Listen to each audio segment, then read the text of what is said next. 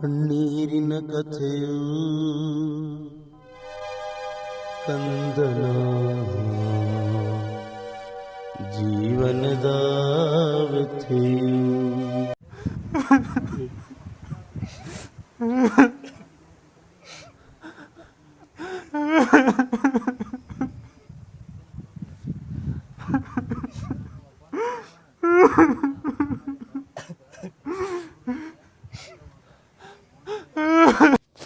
ಇಂತಹದ್ದೊಂದು ಘಟನೆ ಧಾರವಾಡ ತಾಲೂಕಿನ ಸೋಮಾಪುರ ಗ್ರಾಮದ ಬಳಿ ಸಂಭವಿಸಿದ.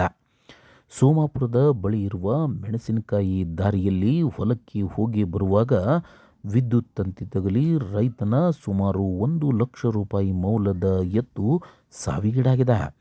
ಸೋಮಾಪುರ ಗ್ರಾಮದ ಗಿರಿಯಪ್ಪ ರಾಮಪ್ಪ ಉಳ್ಳಾಗಡ್ಡಿ ಎಂಬ ರೈತನ ಎತ್ತು ಸಾವಿಗೀಡಾಗಿದ್ದು, ಘಟನೆಗೆ ಸಂಬಂಧಿಸಿದಂತೆ ಧಾರವಾಡದ ಗ್ರಾಮೀಣ ಪೊಲೀಸ್ ಠಾಣೆಯಲ್ಲಿ ಪ್ರಕರಣ ಕೂಡ ದಾಖಲಾಗಿದೆ. ರೈತನ ಎತ್ತು ಸಾವಿಗೀಡಾದ ಸಮಯದಲ್ಲಿ ರೈತ ಕಣ್ಣೀರಿಡುತ್ತಿರುವ ದೃಶ್ಯ ಎಲ್ಲರಲ್ಲೂ ಕಣ್ಣೀರು ಬರಿಸುವಂತಿತ್ತು. ಮುಂಗಾರಿನ ಸಮಯದಲ್ಲಿ ಮಳೆಯಾಗಿದ್ದರಿಂದ ರೈತ ತನ್ನ ಹೊಲದಲ್ಲಿ ಬೆಳೆಯಲು ಉತ್ಸುಕನಾಗಿದ್ದಾನೆ. ಇದೇ ಸಮಯದಲ್ಲಿ ಗಿರಿಯಪ್ಪನ ಬಾಳಿನಲ್ಲಿ ಭೂಕಂಪ ಎದುರಾಗಿದೆ.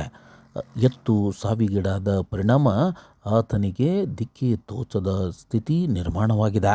ಇದಕ್ಕೆ ಸರ್ಕಾರ ಹಾಗೂ ವಿದ್ಯುತ್ ಇಲಾಖೆ ಪರಿಹಾರ ನೀಡುವ ಮೂಲಕ ರೈತನ ಚೈತನ್ಯಕ್ಕೆ ಕಾರಣವಾಗಬೇಕಿದೆ.